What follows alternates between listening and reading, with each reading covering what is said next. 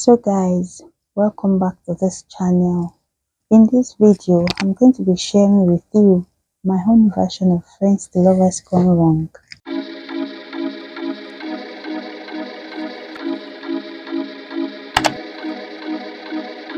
So there was this guy that we were friends, very close friends at that, while I was in school. In fact, I can't really tell how we began to get close because initially I never even knew that he existed, but somehow we had activities that got us involved together, going for rehearsals together, and that was how we got talking. And from there, we started getting close. Then it was in his final year. I was in my second year in the university, so that was when we got close. From there, we started we were meeting at night classes. Like sometimes he would come see me first before going to where I was going to read. Like that, we started getting close. It got to a point that I would even keep seat for me, that kind of thing. So, like, that closeness was something that till today I can't really explain how we got to that point. There was no string attached, no romance involved, like all through. When he graduated, he went for his service year. We got to a point that we did this MTN magic number. Like we were always talking on phone. I think we did that magic number because one subscription covers a month. We did the first one, we did the second one. Whenever we did, we would talk for unlimited time, like for a whole month. So we did the subscription twice. Along the line, this guy was like, he wanted us to take the friendship to the next level. So I was like, just give me time to think about it. I had not finished thinking about it. This guy woke up the following day and told me that I was only joking. You remember in the other video where I talked about situationship and defining your relationship, I mentioned that you should make sure that it is one-on-one. I talked about having one-on-one conversation, like physical conversation, if you want to take your friendship to the next level. So this guy just woke up and said he was only joking. I was like, what? You were joking with somebody's emotions and all that. I was hungry. Because why on earth would you make me feel like you wanted something and suddenly you came up with the idea that you were just joking? Who does that? So he apologized and we moved on. So later on, we still continued the friendship like brother and sister in the Lord. Like just continued the friendship. We would talk. We usually had long conversations, chats, like anything. So he still came back again and asked me out. I was like, I wouldn't want what happened the other time. Since it wasn't serious, he should just let me be. I had not even concluded again, and he said he was joking. At that time, I was hungry. I talked to him. I was very, very angry. Like, what's the meaning of this? What do you take me for? Who does this? So we still continued. Mumu Yoda, I should have just read him and let him just be. I still continued the friendship. In fact, it got to a point that my mom sent me message. This so.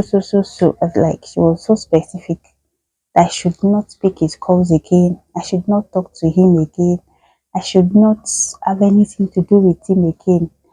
As at that time I had graduated, he was already serving.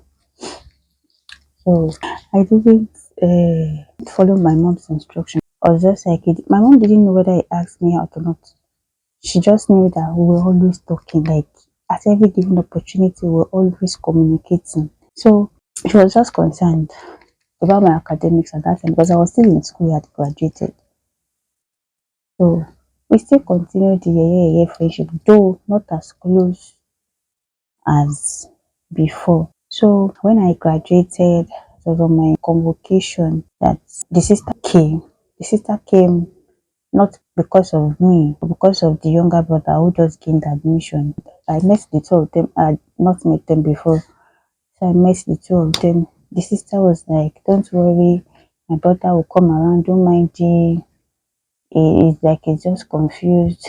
You know, I didn't even really put my mind, but when you're already into somebody, because we were more than we were more than friends, and we were not in relationship. In quotes, it was situationship. I attempted defining it, but it didn't just allow it.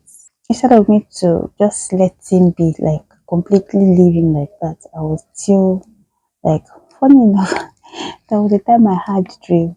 That time I was still in 200 level, was in final year. Yeah, it was ministry. I had a dream that it was ministry as a pastor, and I sat down where pastors were used to sit down, like my husband is ministry. You know that kind of dream. So when I woke up the following day, I narrated it to my roommate. She was like, "You just have to be careful since you guys have been friends before now, that so many things will be coming to my mind that I should just try and take it off my mind like that." That dream kept coming over and over again. If I take picture, that I was still using MMS, multimedia message. So I could send my picture through text. There was one funny one he did that he he cropped my head into half, cropped his own head into half, and joined the two together and sent back to me.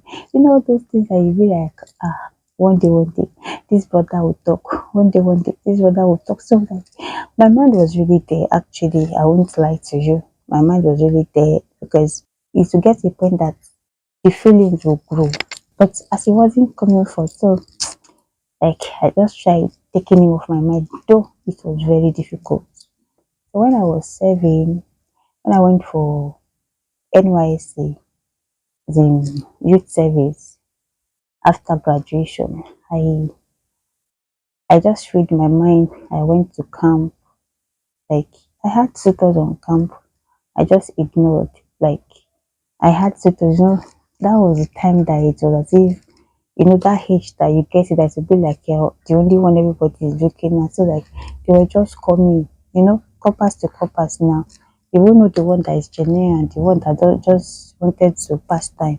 I didn't even bother since I already made up my mind that I wasn't going to have relationship then, and the fact that my mind was with someone else. So I didn't even consider that. I see all these small boys. How will I be dating my fellow copper? you know. But the thought of him was too dominant in making my decisions. Later on, when I was at my PPA, we got talking again, and he was coming around, gradually coming around, like not physically, like through conversation. So he later asked me out again, and he was like, "I'm very sorry about whatever had happened earlier on, that he didn't mean it that way. It was just like he felt that wasn't the right time for him since it wasn't working, and he was just trying to put his life together and all that. That was trying to figure out some things, that if I would give him chance, blah blah blah blah blah." Something that I'd been expecting before. God, hey, God. So I just told him that there's no way I can be sure of this. Later on, you come and tell me you were just joking. So how do you want me to? It was like, please, that's not going to happen again. Blah blah blah blah blah. Eventually, I gave him a yes.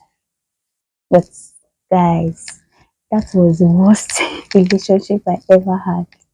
Like we would always fight over trivial issues, unnecessary issues, and he is this kind of person that There's nothing you do for him that it will not spiritualize. So in the long run, I always feel guilty, like as if I'm the bad person. Like everything was not just making sense.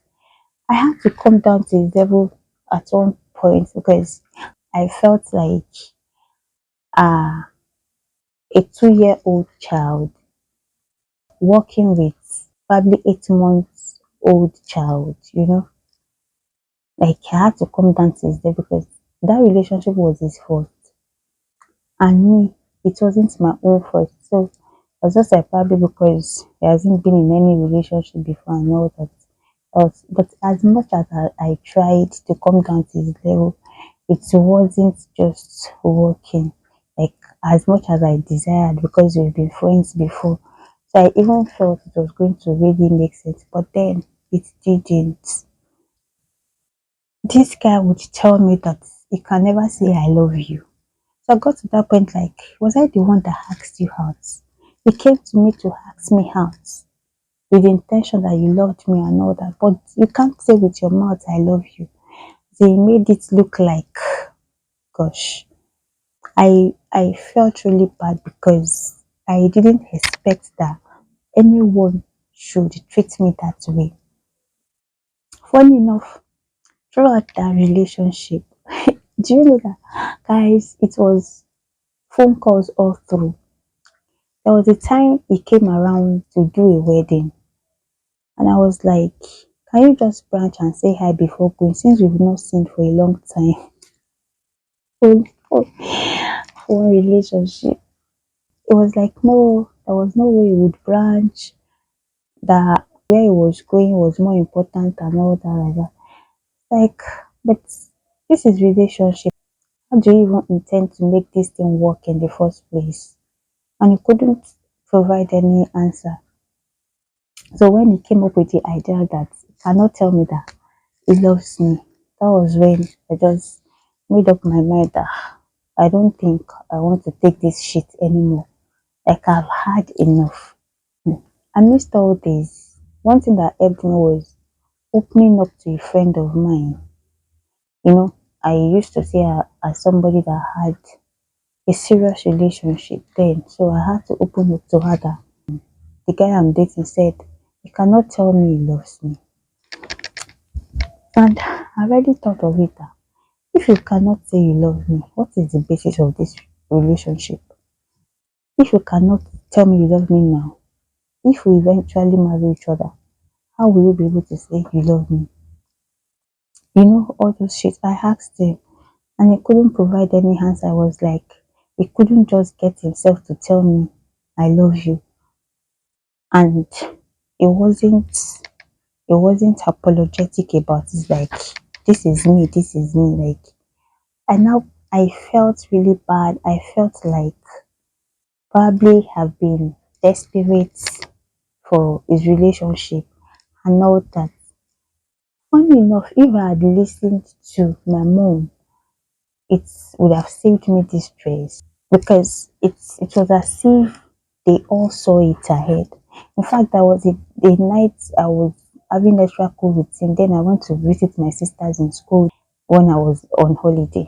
So we always doing extra cool every night. So my sister got angry one day and sent me out of her room that she has told me several times that I should allow this guy to be. We would find time to talk and talk and talk. Yes. I just thought about everything and I was like, I think it's high time I just ended this relationship. Like it has to end. That was how I just made up my mind and ended it like in peace. Later on, he came back asking me, and can we get back together? Eh, and blah blah blah. And if you are falling head over heels in love, that message is still on my Facebook Messenger because I have to block him everywhere so that I'll be able to heal. It still found its way to my inbox on Facebook that now use that language. And if you are head over heels in love with somebody, do let me know. Funny enough, as at that time, I didn't even have any relationship. I just told him that, like you rightly said, I'm falling head over heels in love with another person. peace. Like, I just wanted, it wasn't easy for me, but I had to just close my eyes and let go. And that was how that friendship, like what used to be friendship, rosy friendship, that was how it just ended like that. Like the relationship didn't work and the friendship just ended at that point. So what am I trying to bring out from this my long gist? That you and your friend of the opposite sex are close does not guarantee that you will do well in relationship. You still have your cards to play. You use your head, use your brain, like let your common sense be intact.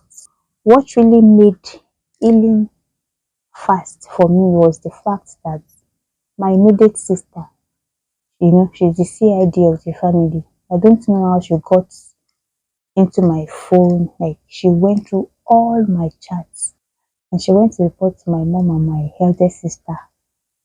And the following morning during devotion, somebody that I already broken up with, already concluded with him that it wasn't going to work.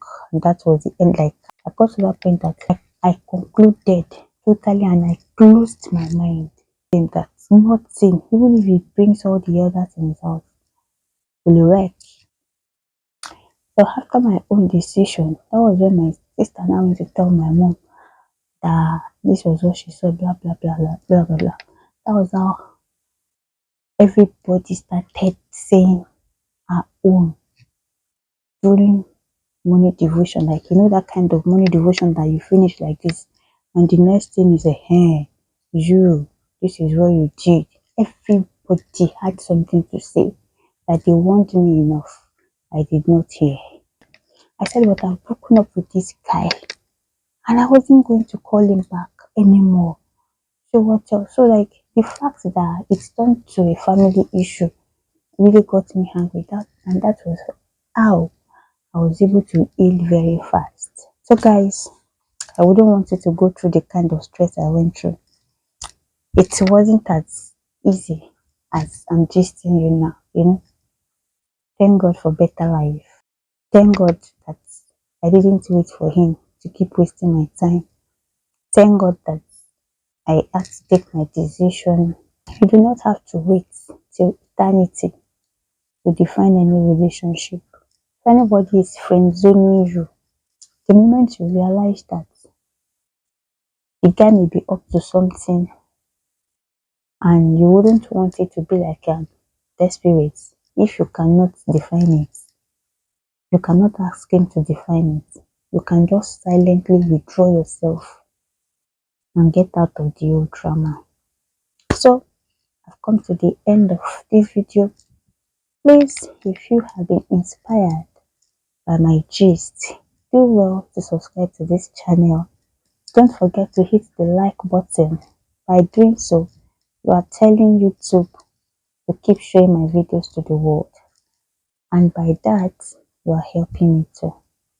So guys, do not forget to drop your comment in the comment section. I want to see your feedback on this. Thank you very much. I love you. Somebody shout glory, glory, glory, glory. Catch you later.